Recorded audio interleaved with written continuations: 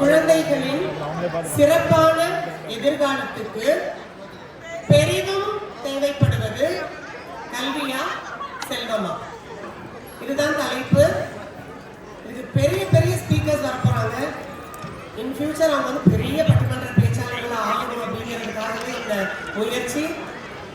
முதல்ல செல்வமே அப்படின்ற அணியில இருந்து மேகலா திருமாவளவன்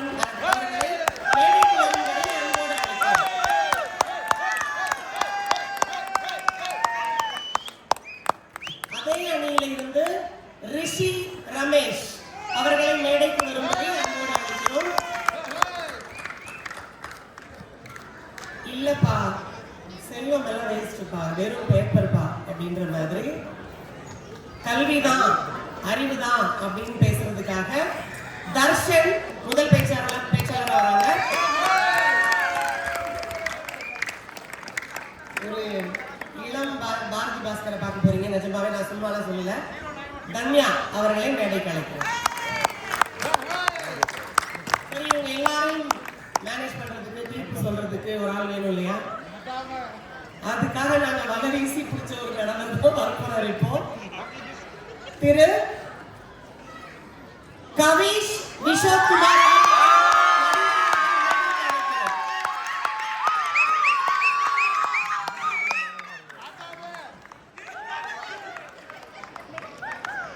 இனி மேடை அவர்களிடம்.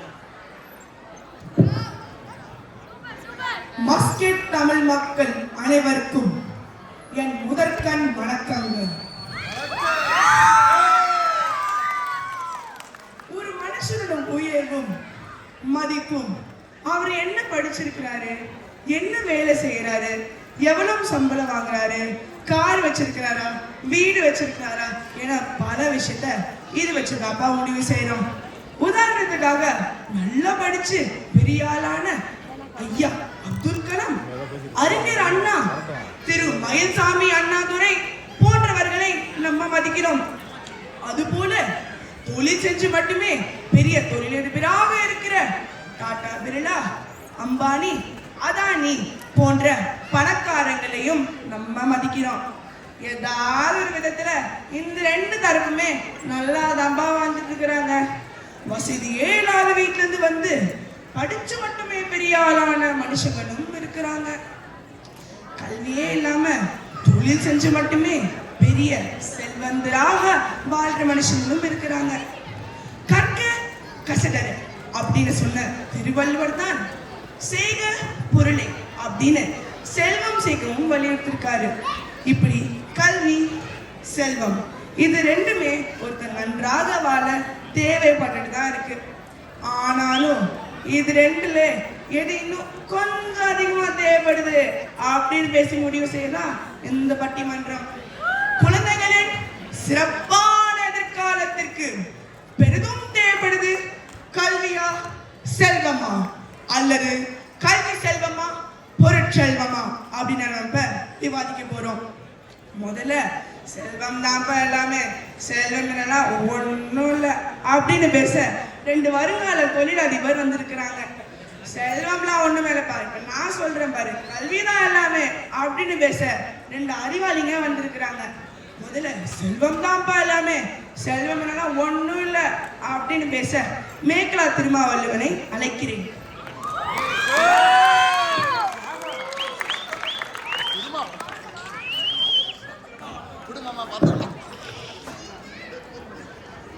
அனைவருக்கும் வணக்கம்.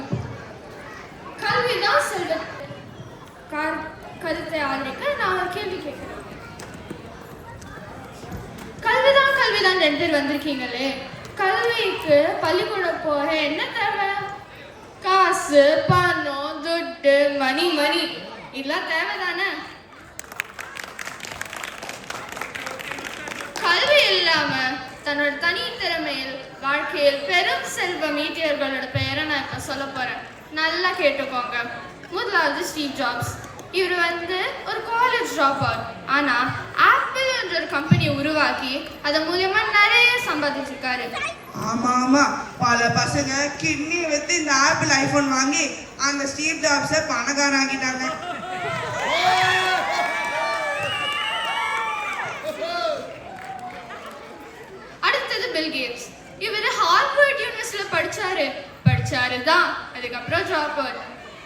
ஆனா இன்னைக்கு இவர் உலக பணக்காரர் வரிசையில் ஒருத்தராக இருக்காரு.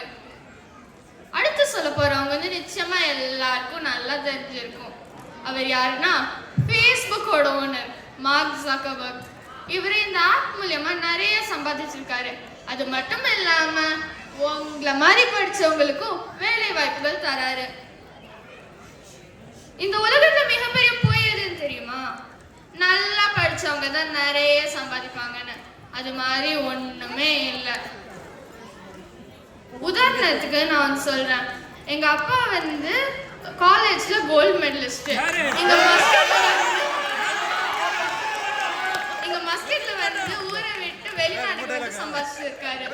எங்க மாமா வந்து 10th ஸ்டாண்டர்ட் வரைக்கும் தான் படிச்சிருக்காரு. ஆனா இன்னைக்கு ஒரு பெரிய ஊர்லயே இருந்து ஒரு பெரிய பிசினஸ் நடத்தி எங்க அப்பா மாதிரி படிச்சவங்களுக்கு எல்லாம் வேலை வாய்ப்பு தராரு. செல்வத்தை பற்றி ஒரு திருக்குறள் சொல்றேன். இல்லாரை எல்லாரும் எள்ளுவர், செல்வரை எல்லாரும் செய்வர் சிறப்பு. இந்த திருக்குறளோட கருத்து என்னன்னு யாராவது தெரியுமா? சரி, நானே சொல்றேன். பணம் உள்ளவங்களுக்கு எதிர்காலத்துல அதிக மரியாதையும் கவனமும் கிடைக்கிறது. செல்வம் உள்ளவங்க தனக்கு வேண்டிய வேலை வாய்ப்பு அமைச்சுப்பாங்க. அது மட்டும் இல்லாம மற்றவங்களுக்கும் வேலை வாய்ப்பு அமைச்சு தருவாங்க. கல்வி இருக்கிறது நம்ம கிட்ட ஒரு புத்தகம் இருக்கிற மாதிரி. அதே இது செல்வம் நம்ம கிட்ட இருந்தா ஒரு நூலகமே இருக்கிற மாதிரி. அதனாலதான் நான் சொல்றேன், குழந்தைகளின் சிறப்பான எதிர்காலத்திற்கு செல்வம் தான் ரொம்ப முக்கியம் என்று அடித்துக் கொள்ளி நான் சொல்கிறேன். நன்றி.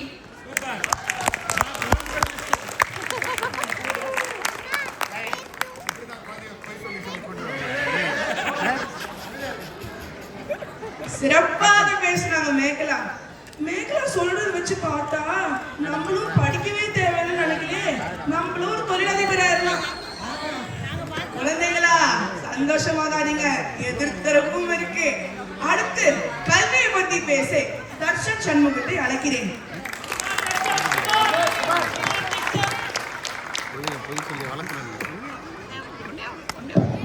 அவன் நினைந்த ஆண்டோருக்கு என் முதல் கண் வழக்கங்கள். நடுவர் அவர்களே, உங்கள்கிட்ட கொஞ்சமாவது காசு இருக்கான்னு யாராவது கேளுங்க. இருக்கு, நான் இருக்குன்னு இல்லைன்னா இல்லைன்னு. ஆனா அதே இடத்துல உங்கள்கிட்ட கொஞ்சமாவது அறிவு இருக்கான்னு கேட்டா அவர் எவ்வளவு கோபப்படுவாரு. சபாஷ் தம்பி, சரியான கேள்வி. அவர் கோபம் மட்டுமா பண்ணுவாரு, நம்மள முன்னு இல்லைன்னா ஆக்கிடுவாரு. ஏன்னா காசு இல்லைன்றது அவமானம் இல்லைங்க. ஆனா அறிவு கல்வி இல்லைன்றது அவமானம் தான். அந்த அவமானம் அவளுக்கு வராம இருக்கணும்னா கல்விதான் நிச்சயம் தேவைன்னு நான் பேச வந்திருக்கேன். கற்கை நன்றே, கற்கை நன்றே, பிச்சை புகினும் கற்கை நன்றே. இந்த பழமொழியை நம்ம எல்லாரும் படிச்சிருப்போம். திருக்குறள்ல திருவள்ளுவர் கல்விதான் அழியாத செல்வம்னு சொல்லியிருக்காரு. இத்தனையும் படிச்சுக்கிட்டு செல்வம் நான் பெருசுன்னு பேசுறதுக்கு 2 பேரையும் பார்க்கறேன். என்னத்தான் சொல்றது? எதிர்காலத்துல சிறப்பாக வேலை, செல்வனா வேணும், செல்வனா வேணும்னு சொல்றாங்க. எதுக்கு தெரியுமா? ஒரு நல்ல மனிதனா வாழ்றதுக்கு. ஏன்னா நாளைக்கு உங்க குழந்தைகளுக்கு 2 லட்சம் ரூபாய் காசு கட்டி எல்கேஜில சீட்டு வாங்குறதுக்கு. ஆனா பிச்சை எடுத்தாலும் படி படின்னு சொன்னது எதுக்கு தெரியுமா? ஒரு நல்ல மனிதனா வாழ்வதற்கு, இந்த சமுதாயம் நல்ல முன்னேறத்துக்கு. என்னதான் வீடு பங்களா கார் வாங்கி சொகுசாக வர்றது கிடையாதுங்க. நல்ல சிறப்பான எதிர்காலம். எல்லாரையும் மதிச்சு ஜாதி மதம் பேதம் இல்லாமல் சரிசமமாக வாழ வைக்கிறாங்க. நல்ல சிறப்பான எதிர்காலம்.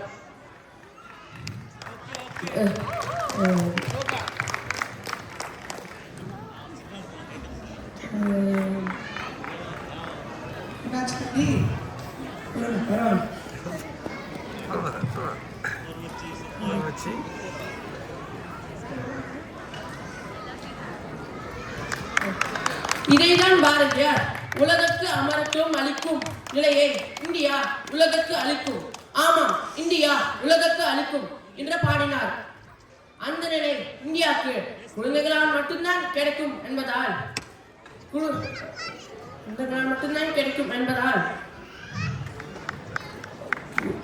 குழந்தைகளின் சிறப்பான எதிர்காலத்துக்கு மிகவும் தேவைப்படுவது கல்வியே கல்வியே கல்வியே என்று கூறி விடைபெறுகிறேன். நன்றி, வணக்கம்.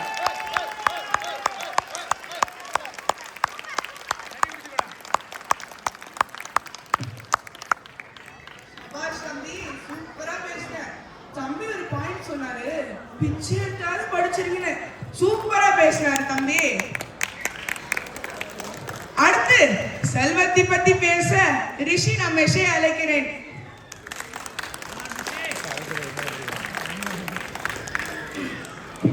அவையோர் அனைவருக்கும், நடுவர் அவர்களுக்கும், எனது சகோதர சகோதரிகளுக்கும், ஐயோ பாவம் போல் இருக்கும் எதிரணிகளுக்கும் எனது முதற்கண் வணக்கம்.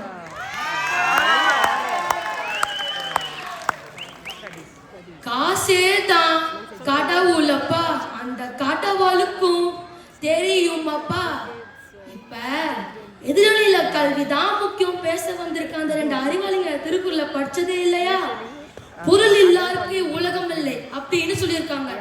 அதாவது செல்வம் இல்லைன்னா எதிர்காலமே இல்ல அப்படின்னு திருவள்ளுவரே சொல்லியிருக்காரு. இப்ப கல்விதான் முக்கியம்னு சொல்றீங்கல்ல, அந்த கல்வியை படிக்கணும்னா நம்ம போய் ஒரு நல்ல ஸ்கூல்ல சேரணும். அந்த நல்ல ஸ்கூல்ல சேரணும்னா நமக்கு என்ன தேவை? பணம் தேவை. இல்லைன்னா உங்களுக்கு பிடிச்ச ஒரு புத்தகத்தை படிக்கணும் ஆசைப்படுறீங்கன்னா, இல்லைன்னா அந்த புத்தகத்தை வாங்கணும்னா நமக்கு என்ன தேவை? பணம் தேவை. வாழ்க்கைங்கிறது திரைப்படம் மாதிரி. அது நீங்க ஹீரோ கூட இருக்கலாம், இல்லைன்னா உங்ககிட்ட டேலண்ட்டும் இருக்கலாம். ஆனா ப்ரொடியூசர் ஒருத்தர் இருந்தா மட்டும்தான் இந்த திரைப்படத்தையே எடுக்க முடியும்.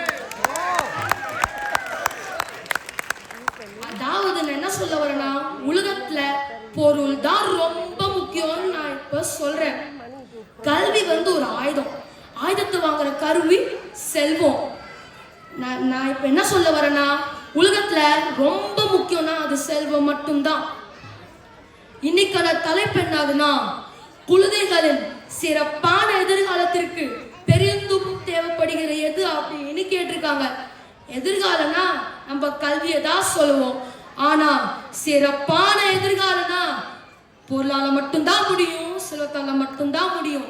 நம்ம பெற்றோர்கள் நமக்கு என்ன சொல்லுவாங்க? மகனே நல்லா படிக்கணும், நல்ல வேலைக்கு போய் சேரணும், கை நிறைய சம்பாதிக்கணும்னு சொல்லுவாங்க. அவங்க ஏன் நம்ம கிட்ட இப்படி சொல்றாங்க?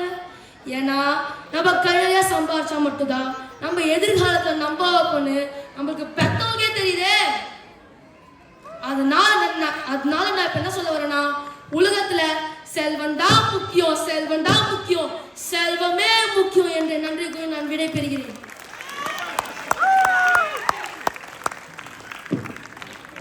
சிறப்பாக பேசின தம்பி. தம்பி சொல்றது ஒரு விதத்துல கரெக்ட் தான்.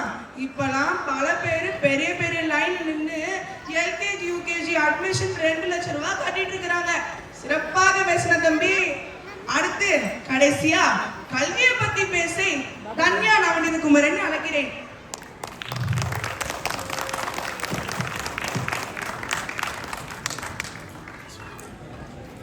அனைவருக்கும் என் முதற்கண் வணக்கங்கள். செல்வம் தான் முக்கியம் என பேச வந்திருக்கும் எதிரணியினருக்கு சிறப்பு வணக்கம். நடுவர் அவர்களே, கல்விதான் முக்கியம்னு பேச வந்திருக்கிற எங்களை பார்த்து திருக்குறள் படிச்சது இல்லையான்னு கேக்குறாங்க. ஏப்பா அப்படி சொன்ன? ஒருமைக்கண் தான் கற்ற கல்வி ஒருவருக்கு எழுமையும் ஏமா புடைத்து என்பது வள்ளுவர் வாக்கு. அதாவது ஒருவன் எவ்வளவுதான் சம்பாதிச்சாலும் அது இந்த பிறவிக்கு மட்டுமே. ஆனால் அவன் கற்கும் கல்வி இன்னும் எத்தனை பிறவி எடுத்தாலும் அவருக்கு உதவும் அப்படின்னு நான் சொல்லலைங்க, திருவள்ளுவரே சொல்றாரு. செல்வம் தான் முக்கியம்னா சின்ன வயதிலேயே வேலைக்கு போய் சம்பாதிக்க போயிருக்க வேண்டியதானுங்க. எதுக்கு மஸ்கட் ஸ்கூல் போறீங்க? கல்வி முக்கியம் தானே. கல்வி இருந்தா காசு தானா வருங்க. காசு மட்டுமா வரும்? கூடவே பதவி, நேர்மை, ஒழுக்கம், பண்பு, பரிவு, இது எல்லாமே சிறந்த கல்வி தரும் சிறப்பான செல்வங்கள். இன்னைக்கு நேத்து இல்லைங்க, 2000 வருஷத்துக்கு முந்தையே தமிழர்களுக்கு கல்விதான் முக்கியமாக இருந்தது.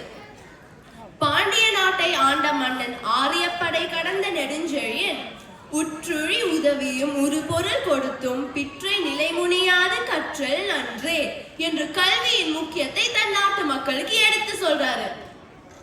வேட்டையாட கற்றுக்கொள்ளுங்கள், போர் செய்ய கற்றுக்கொள்ளுங்கள் என்று சொன்ன இனங்களுக்கு நடுவே என்ன செய்தாவது படித்து விடுங்கள் என்று சொன்ன முதல் மன்னன் தமிழனாகத்தான் இருக்க முடியும்.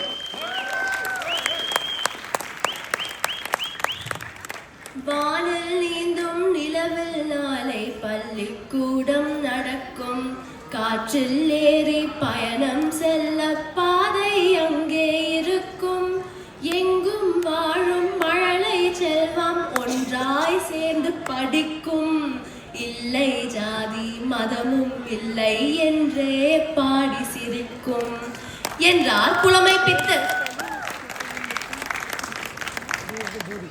எதிர்காலத்துல நம்ம நிலவுக்கே போனாலும் அங்கேயும் ஒரு பள்ளிக்கூடம் ஆரம்பித்து எல்லா குழந்தைகளும் ஒன்னா சேர்ந்து படிப்போம் என்று கனவு கண்டாரு. எனவே எல்லா காலத்திலும் குழந்தைகளின் சிறப்பான எதிர்காலத்திற்கு பெரிதும் தேவைப்படுவது கல்வியே கல்வியே கல்வியே என்று கூறி என் உரையை முடித்துக் கொள்கிறேன். வாழ்க தமிழ். நன்றி.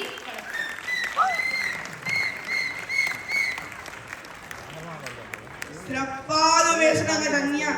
தன்யா பேசுனத வச்சு பார்த்தா நீங்களே ஒரு முடிவு வந்துருப்பீங்க போல. அப்படி ஒரு கோடு போட்டாங்க. சரிப்பா, இப்ப நான் தீர்ப்புக்கு வந்துடுறேன். இது ரெண்டுமே விவாதிக்க வச்சு பார்க்கும்போது எது சிறப்பானதுன்னு விட்டுருங்க. முதல் எந்த தலைப்பு கொடுத்தாலும் மிக சிறப்பாக பேசக்கூடிய திறமை நம்ம மஸ்கெட் தமிழ் சங்கம் குழந்தைகளோட இருக்கு.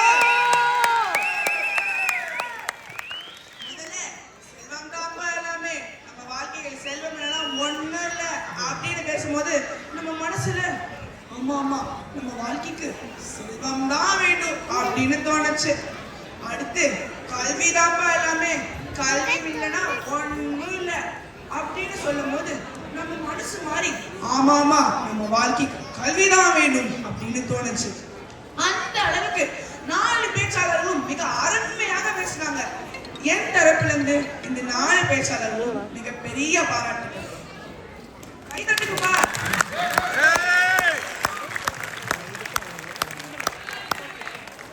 சரிப்பா, இப்படி கல்வி செல்வம் இது ரெண்டுமே ஒருத்தர் நன்றாக வாழ தேவைப்படுது அப்படின்னு பட்டிமன்றத்தை முடிச்சிடலாம் நினைச்சேன். நீங்க என்ன விட மாட்டீங்கல்ல? இது ரெண்டுல எது அதிகம் தேவை, எது அவசியம் தேவை, குழந்தைகளின் சிறப்பான எதிர்காலத்திற்கு பெரிதும் தேவைப்படுது எது அப்படின்னு இவ்வளவு பெரிய கேள்விக்கு பதில் சொல்ற அளவுக்கு நான் பெரிய மனுஷன் இல்ல. அதனால வயதிலும் அறிவிலும் மூத்த அவ்வை பாட்டியை துணையாக எடுத்துக்கிறேன். மன்னனும் மாசர கற்றோனும் சீர்தூக்கின் மன்னனின் கற்றோன் சிறப்புடையன், மன்னருக்கு தன் தேசம் மல்லால் சிறப்பில்லை, கற்றோனுக்கு சென்ற இடமெல்லாம் சிறப்பு. ஒரு மன்னனை விட யார் என்ன செல்வந்தராக வாழ முடியும்? நாட்டே ஆள்ற மன்னனா இருந்தாலும் அந்த மன்னனுக்கு அந்த நாட்டுக்குள்ள மட்டும்தான் மரியாதையும் மதிப்பும் இருக்கும். ஆனா கற்றோனுக்கு அவர் செல்ற இடமெல்லாம் மரியாதையும் மதிப்பும் இருக்கும்.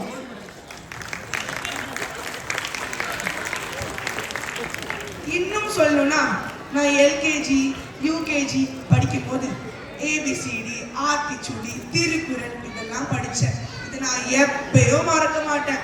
அகர முதல் எழுத்தெல்லாம் ஆதி பகவன் முதற்றே உலகு. இது 50-60 வயசானாலும் மறக்கவே மாட்டேன். ஆனா என் அப்பா கொடுத்த பத்திரியால் என் கையில பெல்ல, ஏன்னா செலவாயிடுச்சு.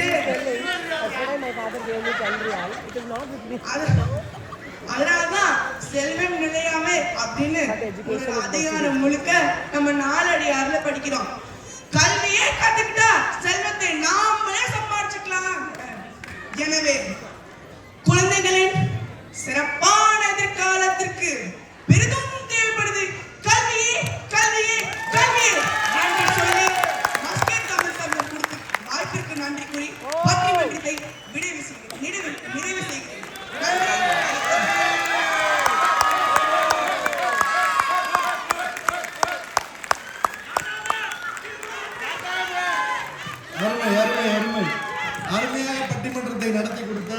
நரேஷ் அவர்களுக்கும், அவர்களை வழிநடத்தி சென்ற திரு பழனிக்குமார் அண்ணன் அவர்களுக்கும், திரு சிவராஜ்குமார் அவர்களுக்கும் மிக்க நன்றி. திருமதி பிரியதர்ஷினி அவர்களுக்கும் மிக்க நன்றி. இவர்களை கௌரவிக்குமாறு திருமதி அருணாராணி கணேஷ்குமார், திரு ராமசாமி, திரு கல்யாண சுந்தரம் அவர்களை அன்புடன் கேட்டுக்கொள்கிறோம்.